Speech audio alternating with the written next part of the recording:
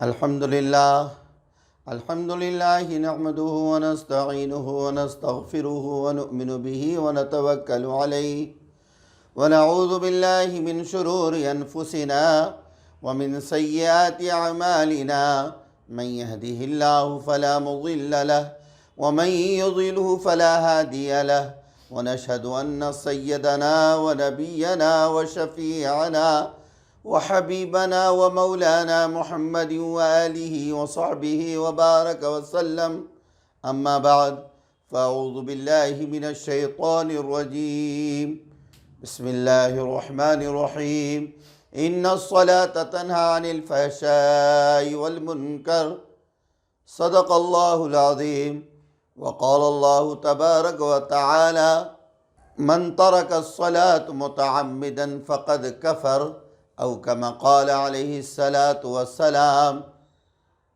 انہی کے مطلب کی کہہ رہا ہوں، زباں میری ہے باتیں ان کی، انہی کی محفل سجا رہا ہوں، شمع میری ہے روشنی ان کی۔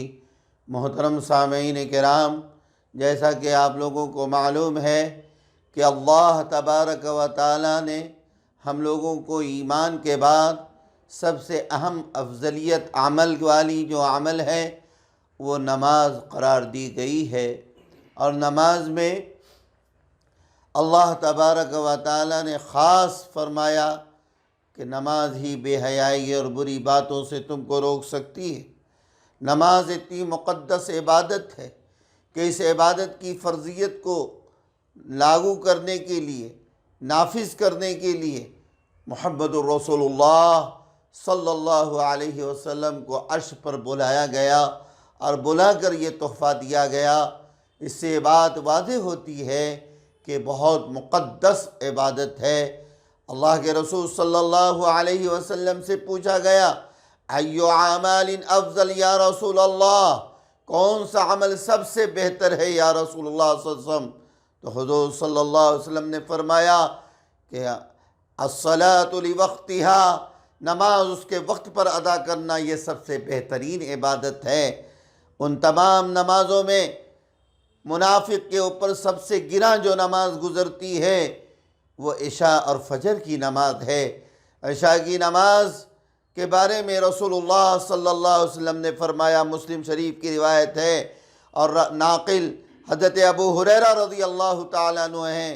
حضرت ابو ہریرہ رضی اللہ تعالیٰ عنہ فرماتے ہیں، جو شخص جماعت کے ساتھ عشاء کی نماز پڑھتا ہے اور پڑھ کر فوراً سو جاتا ہے، گویا وہ نصف رات عبادت کر لیتا ہے، اور اگر فجر کی نماز باجماعت ادا کر لیا تو پوری کی پوری رات اسے عبادت میں شمار کر لی جاتی ہے۔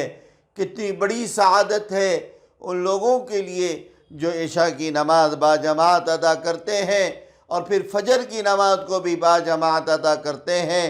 بڑا گرا گزرتا ہے منافقوں کے اوپر یہ دو نمازیں۔ یہ نماز واقعی بہت مقدس عبادت ہے، اللہ کی قربت کا ذریعہ ہے۔ اللہ تبارک و تعالی فرماتے ہیں، جب بندہ نماز کی حالت میں ہوتا ہے تو میں اس کے ہر الفاظ کا جواب دیا کرتا ہوں اور وہ میرے قریب ہوتا ہے۔ رسول اللہ صلی اللہ علیہ وسلم کی حدیث ہے، حضور نے فرمایا کہ اللہ کی قربت اگر تم کو تلاش کرنا ہے تو سجدے کی حالت میں اللہ کی قربت کو تلاش کیا کرو۔ سورہ اقرا کی سورہ علق کی آخری آیت ہے جس کا مفہوم یہ ہے کہ اللہ کی قربت سجدوں کے ذریعے حاصل کیا کرو۔ اس سے بات واضح ہوتی ہے کہ سجدے کی کثرت نمازوں میں ہوتی ہے، اور نماز میں عشاء کی نماز ایسی نماز ہے جس میں 17 رکعت ہے۔ 17 رکعت 4 فرض اور اسی طریقے سے نوافل اور وطر اور سنت تمام کو جمع کر لیا جائے تو اس میں سجدے کی کثرت ہو جاتی ہے، اور سجدے کی کثرت کے ذریعے اللہ کی قربت نصیب ہوتی ہے، اور اللہ کی قربت کو حاصل کر کے اگر کوئی شخص رات کو سوتا ہے تو اس کی صبح بھی اللہ کی قربت میں ہوتی ہے۔ اس لیے بڑے سعادت مند ہیں وہ لوگ جو عشاء کی نماز باجماعت ادا کرتے ہیں اور اللہ کی قربت کو تلاش کرتے ہیں۔ نماز اللہ کی ایسی مخصوص عبادت ہے کہ اللہ تبارک و تعالیٰ نے 5 وقت کی نماز صرف اسی امت کو دی ہے، اس سے پہلے کی امت کو 5 وقت کی نماز نصیب نہیں ہوئی۔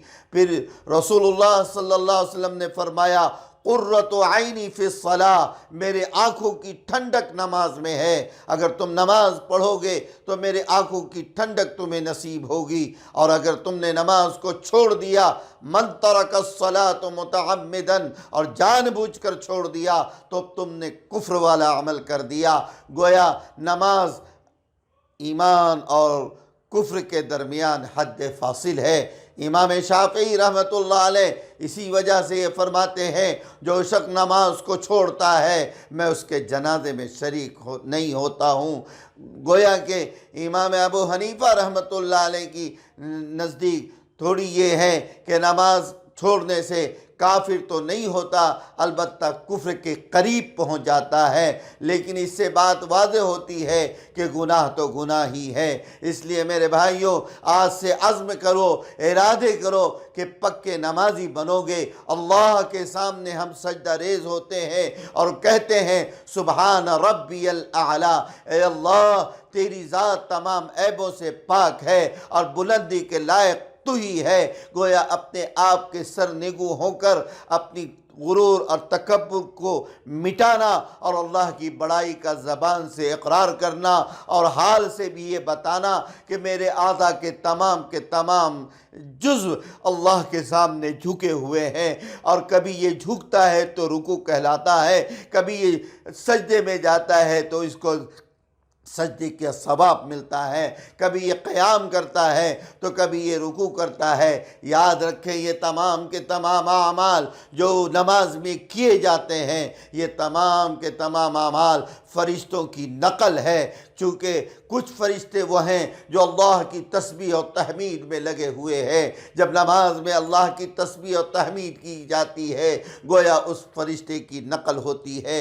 کچھ فرشتے وہ ہیں جو قیام میں کی حالت میں ہیں اور قیامت تک قیام کی حالت میں رہیں گے۔ اگر یہ نمازی قیام کرتا ہے تو گویا وہ فرشتے کی سنت ادا کرتا ہے۔ کچھ فرشتے وہ ہیں جو رکوع کی حالت میں ہیں اور قیامت تک رکوع میں رہیں گے، اگر یہ رکوع کرتا ہے تو اس فرشتے کی سنت کو ادا کرتا ہے جو رکوع کر رہے ہیں۔ اسی طریقے سے کوئی فرشتے قاعدے میں بیٹھے ہیں، کوئی سجدہ نگو ہیں، کوئی جلسے میں بیٹھے ہیں۔ یہی طریقہ کار ہے کہ آپ 2 رکعت نماز ادا کر لیجئے اور تمام فرشتوں کی سنتوں کو ادا کرنے والے آپ کہلائیں گے۔ اس لیے آج ہم تمام خوار اور ذلیل ہو رہے ہیں، اس کی وجہ یہی ہے کہ ہم تارک صلاۃ ہیں، نماز کو چھوڑنے والے ہیں۔ اگر نماز کا پکا عزم مصمم آج کر لیں کہ نماز انشاءاللہ مرتے دم تک نہیں چھوڑیں گے،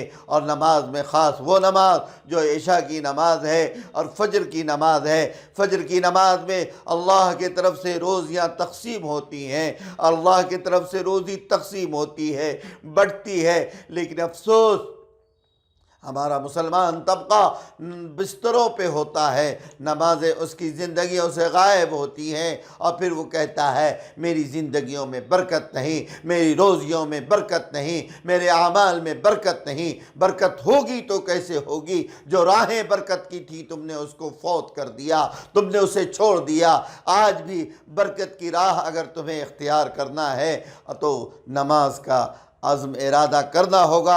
اللہ تعالیٰ سے دعا کریں کہ اللہ تعالیٰ ہم تمام کو پکا اور سچا نمازی بنائے اور خشوع اور خضوع کے ساتھ نماز پڑھنے کی توفیق عطا فرمائے، اور اللہ ایسی نمازی بنا دے جیسا نماز اللہ کو مطلوب ہے، اور جو نماز اللہ کے دربار میں مردود ہے ایسی نماز سے اللہ ہم سب کی حفاظت فرمائے۔ اللہ تعالیٰ ہم تمام کو ان تمام باتوں پر عمل کی توفیق عطا فرمائے۔ مولانا مسعود صاحب کی دعوت میں میری حاضری ہوئی ہے، یہ بہت کار خیر کر رہے ہیں اور امت کو ایک پیغام دے رہے ہیں اپنے اس نیوز چینل کے ذریعے اور اپنے مدرسے کی خدمات کے ذریعے۔ اللہ ان کی خدمت کو بے حد قبول فرمائے۔ گاہے بگاہے ہمیں بلاتے رہتے ہیں، میں بہت مصروف ہونے کے باوجود ان کی دعوت کو ٹھکرا نہیں پاتا ہوں، چونکہ ان کے دعوت میں اخلاص بھرپور ہوتا ہے۔ اللہ ان کے اخلاص کو بہت قبول فرمائے، اللہ ان کے ہر عمل کو قبول فرمائے، اور ان کے اس عمل کو اللہ تعالیٰ صدقہ جاریہ بنا کر ان کے پورے خاندان کے لیے قبول فرمائے۔ وآخر دعوانا الحمدللہ رب العالمین۔